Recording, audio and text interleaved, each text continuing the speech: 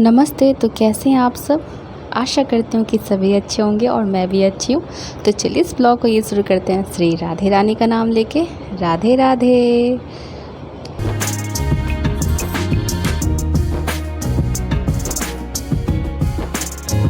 तो बिना इसके तो सुबह की शुरुआत और शाम का ख़त्म होता ही नहीं हमारा। चाय तो हमें चाहिए ही चाहिए। अपने आप को बूस्ट करने के लिए चाय चाहिए। कोई भी काम करो, अगर हिम्मत नहीं जुट रही है ना, तो पहले दिमाग में आता है चलो एक कप गर्मा गर्म चाय पी लेते ना कड़क सी, उसके बाद ही ये काम हो जाएगा, और सही में हो भी जाता है। तो बस यही एनर्जी ड्रिंक पी पी के हम लोग के लिए तो यही एनर्जी ड्रिंक है। तो इसी को पी पी के काम करते हैं। और आज मैंने सोचा मैंने अपना इसको साफ़ करूँगी अच्छे से, क्योंकि तेल वगैरह के जो छींटे पड़ते हैं ना, उससे ये पूरा गंदा हो जाता है। तो सब दिन तो इतना रगड़ वगड़ के साफ़ होना पॉसिबल नहीं है। तो बस जिस दिन मेरा मूड बन जाता है मैं इसको उतार के बस इसी तरह से रोज़ सर्फ़ साबुन से नहलाना, रोज़ तो नहीं सॉरी, नहलाना शुरू कर देती हूँ कि इसकी भी सफाई ज़रूरी है। उसके बाद उधर से मेरी मम्मी आती है और ज्ञान मुझे देती है कि बेटा अगर गैस नहीं जलाना तो आज तेरी खैर नहीं। मैंने कहा चिंता ना करो मम्मी, यहाँ पे मैं बर्नल में पानी बिल्कुल भी नहीं डालूँगी, क्योंकि एक बार ऐसा ही किया था मैंने। इतना पानी डाला, भाई बोल रहा था कि चाय बनाओ। मैंने कहा रुको बनाती हूँ। शाम का समय था। उसके बाद भाई साहब जैसे गैस ऑन किया ना, तो ये तो जल ही नहीं रही थी, क्योंकि मैंने इसके बर्नल में पानी डाल दिया था। तो मैंने कहा अब क्या करूँ रे बाबा, अब तो मेरी कुटाई होगी। भाई खड़ा होके मेरा मुँह देख रहा और मैं भाई का बोला कर दिया ना सत्यानाश, हो गया ना बेड़ा गर्क। मैंने कहा मुझे क्या पता था नहीं जलेगा। भाई ठीक कर देना, चाय पीनी है। तो बेचारा उसका क्या होता, उसको बोलते हैं बर्नल के ऊपर जो लगी होती है ना, बर्नल ही बोलते हैं ना उसको। फिर खोला, क्या क्या साफ़ सुफ किया, उसके सारे छेद को अच्छे से पोंछा। उसमें पानी चली गई थी ना, तो उसको अच्छे से सूखे कपड़े से पोंछा। बोला देखो कितना पानी इसके अंदर चला गया। मैंने कहा हाँ मैं भी वही देख रही हूँ भाई, बहुत बड़ी गलती होगी, अगली बार से बिल्कुल भी नहीं करूँगी। बोलता हाँ अगली बार से उसमें पानी मत डाल देना। तो देखिए यहाँ पर मैंने पानी बिल्कुल भी नहीं डाला था, और ये मैं ऐसे साफ़ कर रही थी इसको ऐसे रगड़ रगड़ के। तो वही मम्मी कह रही थी अगले टाइम कैसा कांड मत कर देना। करना मम्मा नहीं होगा, अब तो एक्सपीरियंस हो गया है। अब तो एक्सपीरियंस हो गया ना मम्मा, अब गलती नहीं होगी। मम्मी कहा हाँ ठीक है। भाई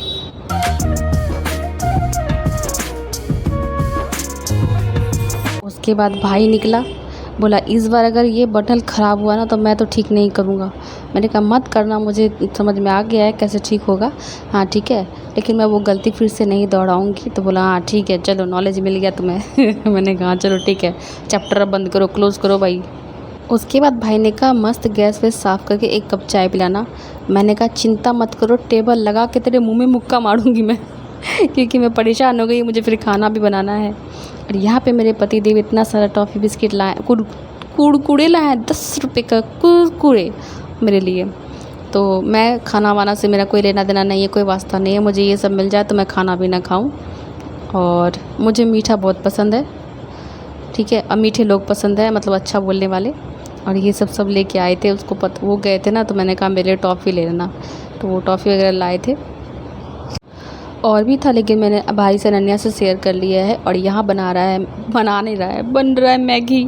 मैं बना रही हूँ मैगी, अनन्या को खाना था, भाई ने कुछ और खाया, यानी कि वही वो बेलपूरी टाइप का कुछ होता है ना वो। और मम्मी को मुंह में हो गया है, पूरा छाला पड़ गया, तो उनके लिए मैं बना रही हूँ सत्तू।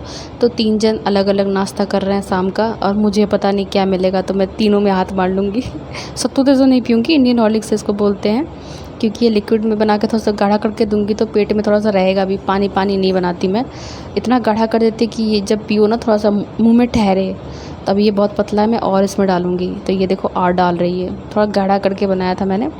तो वो खा पी नहीं पा रही है, बोल भी नहीं पा रही थी ना। कुछ दिन पहले का ये क्लिप है, तो मैं अभी ऐड कर रही हूँ। तो बोल नहीं पा रही थी, अब तो खैर बहुत हद से ज़्यादा ठीक हो गई है, अब बोल लेती है।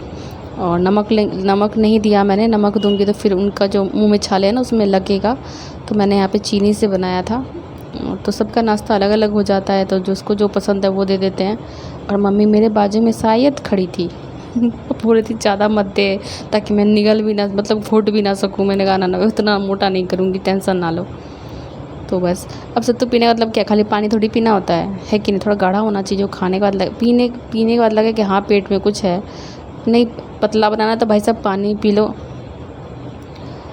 तो ये देखो, ये मैंने सत्तू बना के मम्मा को दे दिया था। मम्मी शायद बाजू में मेरी खड़ी थी। और यहाँ पे मम्मी ने कटिंग रखी है, ये मेरे घर का है, गेंदा का है। तो ये देगी बड़ी माँ को, जो दीदी और भैया मैं बोलती हूँ ना, उन्हीं के यहाँ देगी। तो शाम को देने के लिए जाएगी। अभी पानी में डुबो के रख दी कि ये सूखे नहीं। और ये जो है ना मेडिसिन का काम करता है। कहीं पर भी ना कट वट जाए ना, तो इसके पत्तों को मसल करके उस जगह पे लगा देने से ना वो ब्लड जो होता है ना निकलना बंद हो जाता है। तो यहाँ सब कोई ना मेरे हाथ कटने पे ना हैंडी प्लास ढूंढते थे। और जो बड़ी मम्मी है ना, वो बोलते थे रुको अभी ये लोग को हैंडी प्लास ढूंढने दो या फिर लाने दो, मैं तब तक तुम्हारा जुगाड़ लगाती हूँ। मस्त इसके पत्तों को मसल के मेरे जहाँ पे कट होता था ना वहाँ पे लगा देती थी, ब्लड निकलना बंद हो जाता था। तो उसका भी काम करता है, बहुत अच्छा है। तो मम्मी अभी देने के लिए जाएंगी शाम में। फिलहाल इनको पानी में डुबो के रख दिए कि सूखे वूखे नहीं। ठंडा में तो यही सब का, इसी का फूल ज़्यादा होता है ना, तो बस ये लोग अभी से जुगाड़ लगा रहे हैं। क्योंकि अड़हुल जो होता है ना हिबिस्कस, वो तो अब होगा नहीं, ठंड में होती नहीं, वो कुकड़ी सी होती है, होती भी नहीं है। इसलिए इसको लगा के ये लोग ना जुगाड़ लगा रहे हैं। और यहाँ रोज़ शाम को मैं भजन बजाती हूँ। और श्री लाडली जी का जन्मदिन था, राधा अष्टमी। तो मम्मी ने बोला कि भजन बजाओ, तो मैंने तो बस राधा जी का भजन और कान्हा, दो ही लोगों का भजन और दिन के हिसाब से बजाती हूँ। और यहाँ पे देखो शाम का नाश्ता, ये बहुत पसंद है हमें। जब तीख चटपटा खाने का मन करता है तो इसी को बनाते हैं, मैगी मूगी नहीं। तो यहाँ पे मम्मी को बोला मैंने मिला दो, क्योंकि उसमें मिर्च डली थी ना। और मेरे हाथों में इन्फेक्शन फिर से हो गया है, कपड़े जो धुले उसी के वजह से। मैं तो भगवान जी ने मुझे क्या बना के भेजा है। जब जाऊंगी ऊपर ना तो पूछूंगी, चाय लेके उसके बाद मस्त पूछूंगी, रे बाबा क्या समझ के मुझे बनाया था, हैं प्रिंसेस बना के भेजते, इससे अच्छा जो मुझे कुछ करना नहीं पड़ता। और यहाँ में लल्ला का लग रहा है, सोने की तैयारी हो रही है। मम्मा पूजा कर ली थी, उसके बाद सब कुछ निपटा के खा पी के फिर सोच के क्या बनाऊँ। तो यहाँ मैं आ गई आलू और परवल की भुजिया बनाने के लिए। मुझे पता है कुछ लोग खाएंगे, कुछ लोग ताना मारेंगे, बोलेंगे गले में फंस रहा है, पानी के साथ पी लूँ क्या इसको उड़ी बाबा, सच में मेरे घर में ये सीन है, भुजिया खाना कोई भी नहीं चाहता है। मेरा भाई तो कहता है दीदी गले में फंस रहा है। मैंने कहा पानी पी, निगल ले उसको यार दिन रात सब्जी बना के ना मेरा सब्जी से ही नाता टूट गया है। बिल्कुल भी दिल नहीं करता कि मैं सब्जी खाऊं, देखती हूँ तो मेरा पारा है हो जाता है। इसलिए मुझे खाने पीने का मन बिल्कुल भी नहीं करता, पगला गई मैं बना के। और यहाँ दूध फट गया था तो मैंने इसमें भी जुगाड़ लगा दिया है। देखो मैं क्या बना रही हूँ, इसमें थोड़ा सा मतलब 1 टीस्पून मैंने इसमें डाला है मैदा, क्योंकि दूध फट गया था ना। तो और इसको बहुत मसला है मैंने पहले, बहुत हथेली से ना, हथेली होती है ना, हथेली के ऊपर वाली पार्ट जो बहुत कड़क होती है, उससे बहुत मसला है। उसके बाद मैंने इसमें डाला इलायची। तो जब भी दूध फटता है ना, कभी कभी मैं ट्राई करती हूँ कि मैं परफेक्ट हलवाई बन सकती हूँ कि नहीं। तो यहाँ पे मैंने बहुत मसलने के बाद ये सब किया, ऐसा नहीं कि बस लिया और बनाना शुरू कर दिया। जब बहुत मसल के एकदम सॉफ्ट कर दिया था ना, उसके बाद इसमें मैदा मिलाया और मैदा मिला कर इसको अच्छे से लंबा कर लिया है। जो साइज जो शेप चाहिए भाई साहब वैसा सा गोला कर लिया। तो मेरे दिमाग में खुरापाती आ रही थी कि मैं लंबा सा बनाऊँ, चौखुट बनाऊँ। भाई कहता चल नाच नावे आंगन टेढ़ा, पहले चुपचाप से बना तो सही परफेक्ट बनता है कि नहीं। मैंने कहा 2-3 बार ट्राई तो किया है, अच्छा ही तो बना था, खाया भी तो वो लोग ना गरम खा लेते, बस बनाया और खा लिए। इसको थोड़ी देर ना रेस्ट पे रखना पड़ता है, तब ये जाके तुम सॉफ्ट स्पंजी होती है। तो नेक्स्ट टाइम जो बनाया तो परफेक्ट था। इस बार भी जो बनाई रही मैं, ये भी परफेक्ट ही बना था। वो आप वीडियो में देख लो, खा तो सकोगे नहीं यार। और यहाँ मैं साइज बना रही हूँ तो भाई बोलता है मोटी ये बड़ा गोला किसके लिए है इसमें से कट करके 2-3 और बनाओ, होशियार ना बनो, तुम अपना हिस्सा का बना रही हो क्या तो बाद में मैंने उससे थोड़ा कट करके और सारे बना दिए थे। तो हम लोग में ऐसे झगड़ा झंझट होते रहता है भाई, मजाक चलते रहता है, क्योंकि वो मुझसे छोटा है ना। तो हम दोनों, वो मुझसे बस 3.5 साल के छोटा है। और यहाँ पे देखो रसगुल्ले बन रहे हैं, इसको ना थोड़ा रेस्ट करके ही डालना है, नहीं धड़ाधड़ दोगे ना पानी का टेम्परेचर डाउन हो जाता है, इसलिए हाई फ्लेम पे इसको बनाना होता है। और ढक के बनाया था मैंने। तो वो मेरे भाई में, बड़े भैया में मुझ में 6-7 साल का अंतर है, क्योंकि मेरे ऊपर एक सिस्टर थी ना, वो नहीं रही थी, उनकी वो ना पंचतत्व में विलीन हो गई थी, कुछ ही मंथ की थी वो। उसके बाद बहुत मन्नत से मैं हुई हूँ, जो कि 1 नंबर की जिद्दी हूँ। ये देखो रसगुल्ले कितने फूले से, अरे हाय मुझे देख के अपना रसगुल्ला खुशी हो रही है कि मैंने परफेक्ट बनाया था।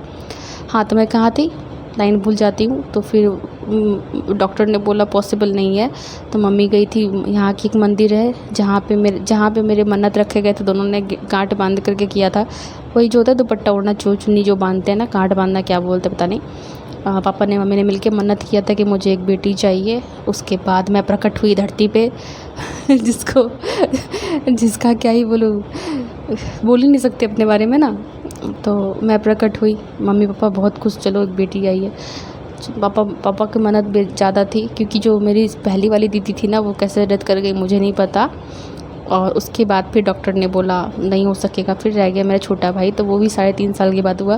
तो हम लोग का एज गैप बहुत ज़्यादा है। भैया के 6-7 साल बाद मैं हुई थी, क्योंकि 2-3 साल के बाद तो एक दीदी आई थी, दीदी भी नहीं रही, तो फिर डिस्टेंस रहा। तो ऐसे में करके मेरे ऊपर एक सिस्टर मरी हुई, मतलब नहीं रही।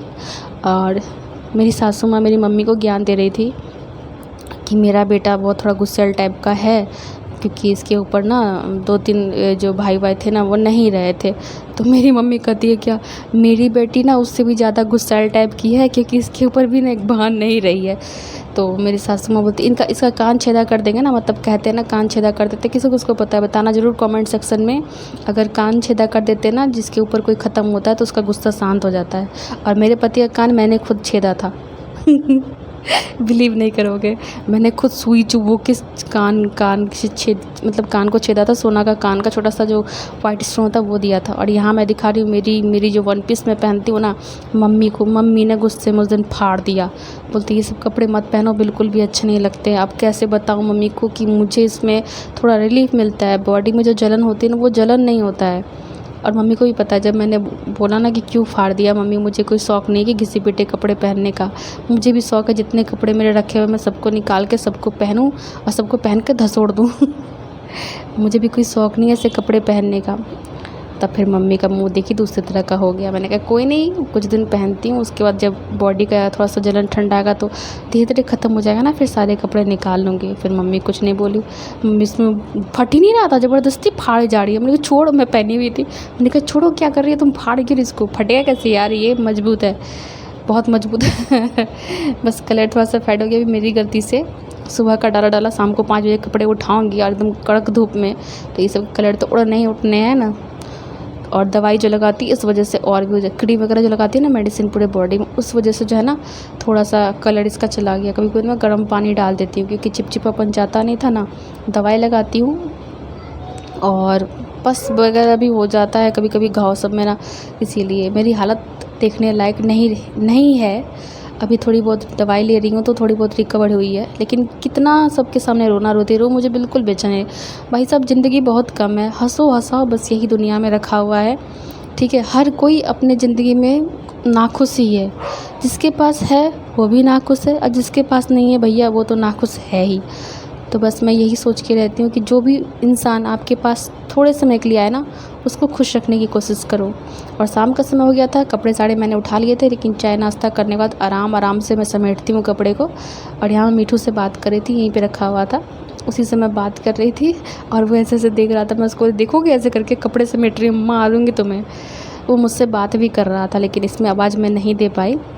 वो मेरा नाम भी लेता है निशु निशु बोल करके। तो कैसा लगा ये ब्लॉग कमेंट करके ज़रूर बताना। अगर कोई गलती हो गई हो तो मुझे माफ़ करना। तो फिर मिलूँगी नेक्स्ट ब्लॉग में, तब तक के लिए खुश रहें, बाय बाय।